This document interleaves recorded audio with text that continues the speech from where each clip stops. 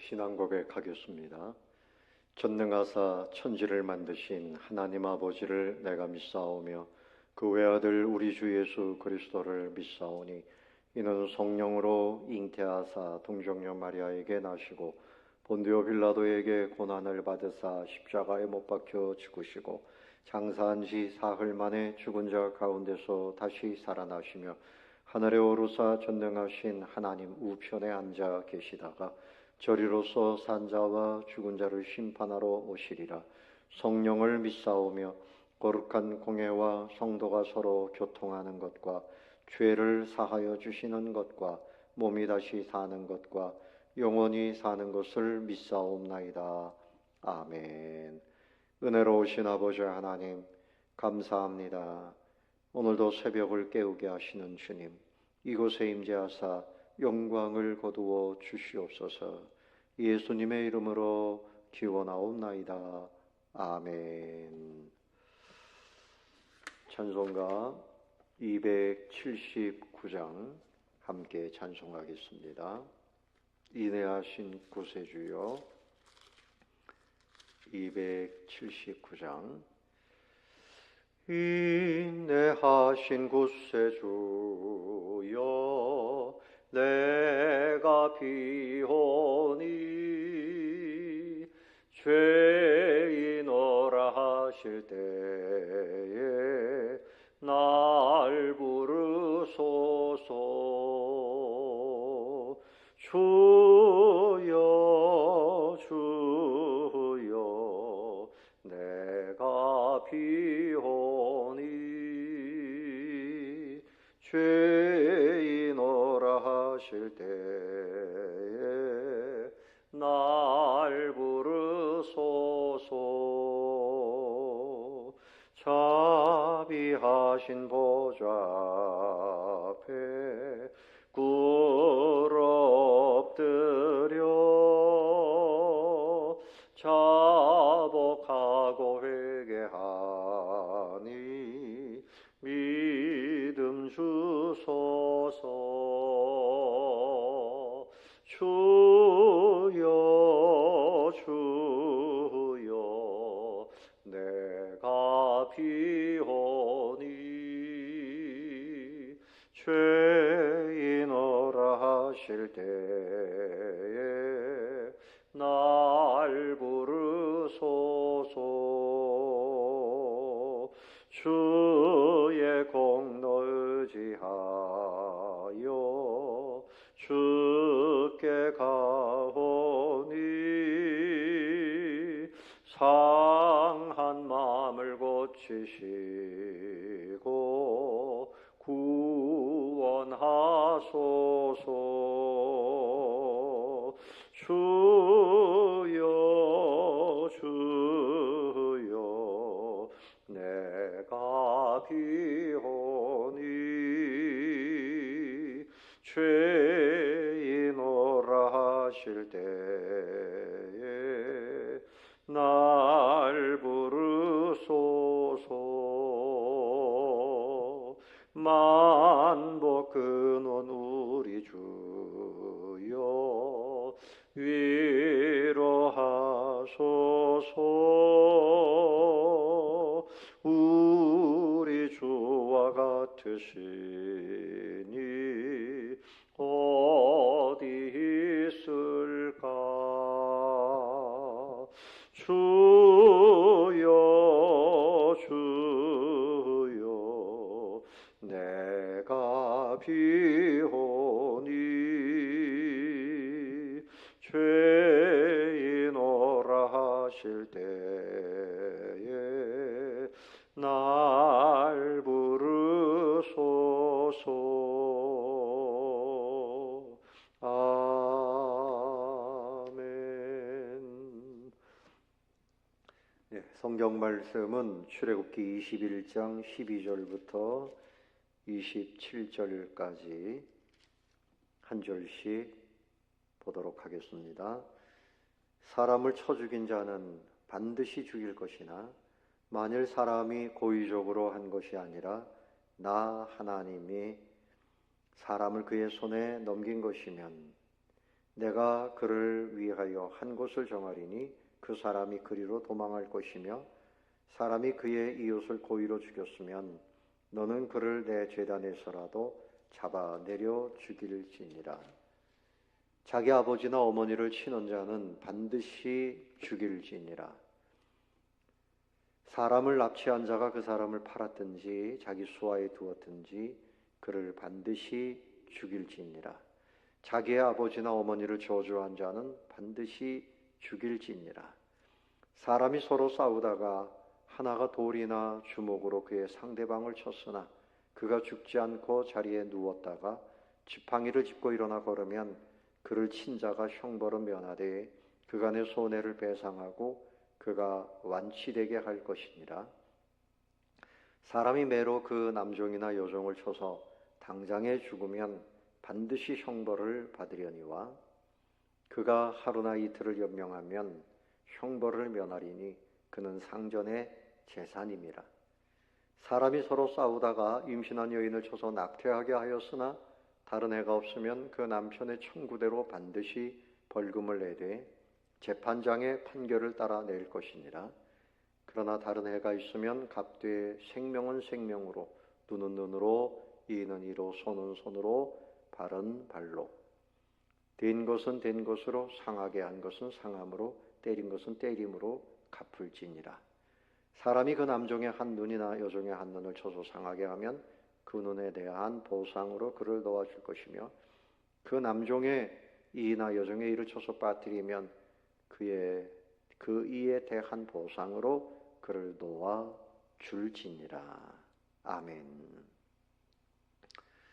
이 사람을 살인할 때의 형벌은 가장 무서운 거죠. 지금도 사람을 살인하면 그것에 대한 형벌이 가장 무겁습니다.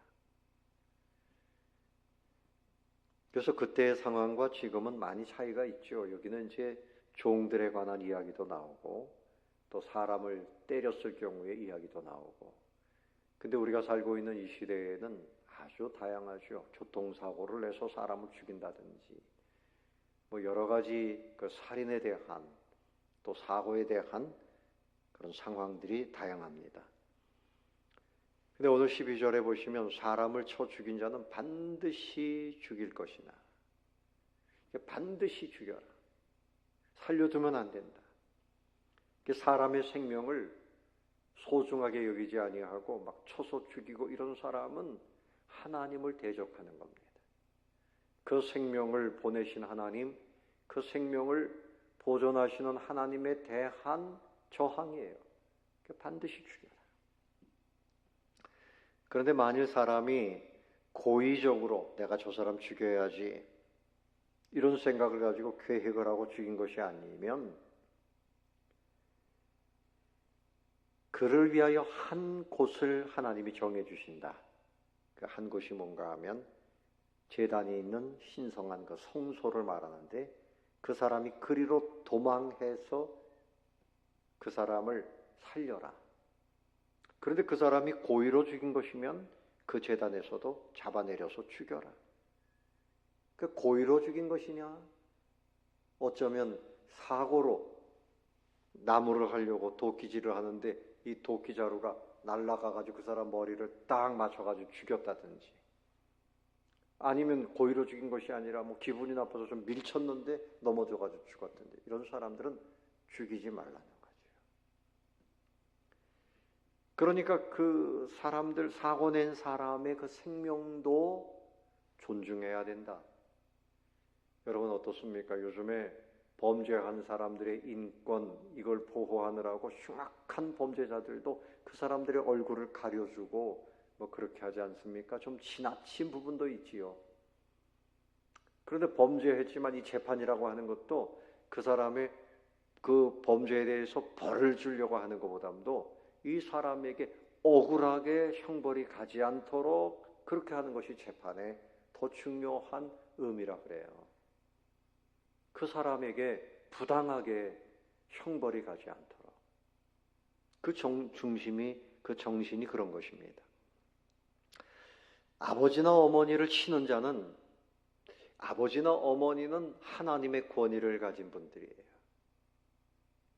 어머니나 아버지를 존중하지 않고 치는 자는 반드시 죽일지니라. 그러니까 여러분 지금도 부모님에게 함부로 행하는 것은 하나님이 절대 그런 사람 복 주시지 않습니다. 이 시대에 부모님 때렸다 그래서 반드시 죽이고 이렇게 할 수는 없지요. 이것은 그 당시에 하나님 주신 규례입니다. 또 사람을 납치하고 사람을 납치해서 팔든지 그러면 반드시 죽여라.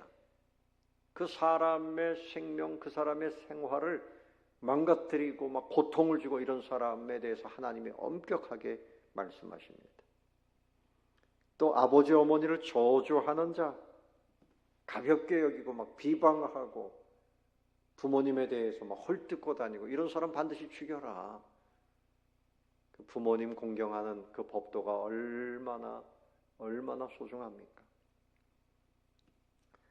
또 사람이 서로 싸우다가 누구를 쳤어요. 그런데 이 사람이 죽지 않았어요. 다행히. 그러면 죽이지는 말고 손해배상을 하고 그리고 완치될 때까지 치료를 책임져라. 또 사람이 매로 남종이나 여종을 쳐서 당장에 죽으면 그 주인에 대해서 형벌을 가하라는 거예요. 그런데 다행히 죽지 아니하면 형벌을 면할 것이다. 또 사람이 싸우다가 임신한 여인을 쳐가지고 낙태했어요. 근데 다른 애가 없으면 그 남편의 청구대로 반드시 재판을 해서 판결을 내고 벌금을 내라. 그렇게 말씀을 하고 있습니다. 또 26절에 보면 사람이 그 남종의 한 눈이나 여종의 한 눈을 쳐가지고 눈이 상했다. 그럼 그 보상으로 그들을 그 집에서 자유인으로 풀어주라. 아마 이때 남종이나 여종들이 이왕이면 내 눈을 때리세요. 아마 그런 종들이 생겨났을 수도 있어요. 눈이 상하면 자유인이 되니까. 또 이가 상하면, 이가 빠지면 그 보상으로 그를 놓아줄지니라. 그러니까 이 말씀은 뭔가 하면 그 종들을 소중히 여겨라. 계속해서 같이 그 일을 하면서 살려고 하면 종을 때리지 말아라. 때리다 사고 나면 그 종을 풀어줘야 된다. 그런 말씀을 주시는 것입니다. 여러분, 사람을 죽이고 때리고 하는 그 일은 원인은 뭡니까? 이 마음에 분노가 있으면 그래요. 그런데 여러분, 주먹으로 때리고 칼로 찌르지 않아도 눈빛으로, 눈총으로 사람을 죽이는 경우가 있어요. 그리고 입술로 그 사람에게 독서를 행함으로 인해서 그 사람의 마음을 아프게 하고 상처를 주고 죽이는 경우가 있어요. 여러분, 수술을 받았으면 그 의사가 보조하는 그런 의사가 아니라 그 아주 책임진 권위 있는 교수님이 오셔가지고 수술이 잘 됐습니다. 이제 조금 더 걱정하지 마십시오. 이러면 기운이 납니다. 그래서 더 빨리 회복이 된답니다. 그런데 이 의사가 글쎄요, 좀 어렵게 됐습니다. 이래 놓으면 그 말 때문에 오히려 더 시들시들하고 죽어간다는 거예요. 이 말이 권능이 있는데 이 말을 통해서 살기가 나가고 증오가 나가면 사람을 죽일 수 있는 겁니다. 사랑하는 성도 여러분, 우리의 마음에 누구를 미워하면 그것이 곧 살인이 된다. 이거 예수님의 말씀이죠. 미워하면 우리에게서 좋지 않은 것이 나가요. 우리는 주님의 마음을 품어야 되겠습니다. 모든 사람들을 사랑하고 용기를 주고 그리고 보호해주고 인정해주고 이런 가정을 이루시고 이런 교회를 이루시고 이런 사회를 이루는 주역들이 되시기를 예수님의 이름으로 축원합니다. 101페이지 골방 기도를 함께 읽습니다. 마음속에 자리 잡은 분노와 원한을 내려놓고 가족과 이웃의 생명을 소중히 여기게 하소서. 우리 마음속에 원한과 분노를 품으면 큰일 납니다. 하나님이 기뻐하시지 않습니다. 이거 다 내려놓고 모든 사람들을 그 영혼, 생명을 소중히 여기며 살게 해 주옵소서. 이 시간 기도할 때 이렇게 기도하시고 11월 3일에 내 가족, 내 이웃 이들을 다 인도할 수 있도록 성령님 우리에게 그분들 영혼에 은혜를 베풀어 주옵소서. 다 같이 기도하겠습니다. 아버지 하나님 감사합니다. 우리가 못나서 마음의 교만함과 분한을 품고 분노와 원한을 품고 아버지 사람들에게 고통을 주는 그런 삶을 살진 않았습니까? 아버지여, 분노를 품다가 사고를 내서 사람을 죽이는 그런 일들이 얼마나 많습니까? 말로, 우리의 눈빛으로 사람들의 마음을 주님이여 파괴하는 그런 때가 얼마나 많습니까? 이제는 예수님 마음을 품고 내 가족, 내 이웃의 생명을 소중히 여기며 이들을 보호하고 세워주는 아름다운 삶을 살게 해 주옵소서. 거룩하신 아버지 하나님, 11월 3일에 우리 가족들, 이웃들 이들을 주님 앞에 모아서 함께 예배드리며 천국을 소망하며 구원받는 날이 되어지도록 성령님 크시는 종을 베풀어 주시옵소서. 오늘 한 날도 주 안에서 승리하는 날, 평안한 날, 주님께 영광이 되는 날로 삼아 주옵소서. 감사를 드리오며 예수님의 이름으로 기도드리옵나이다. 아멘. 하늘에 계신 우리 아버지여, 이름이 거룩히 여김을 받으시오며 나라의 임하옵시며 뜻이 하늘에서 이룬 것 같이 땅에서도 이루어지이다. 오늘날 우리에게 일용할 양식을 주옵시고 우리가 우리에게 죄 지은 자를 사하여 준 것 같이 우리 죄를 사하여 주옵시고 우리를 시험에 들게 하지 마옵시고 다만 악에서 구하옵소서. 대개 나라와 권세와 영광이 아버지께 영원히 있사옵나이다. 아멘. 감사합니다. 이상으로 기도회를 마치겠습니다.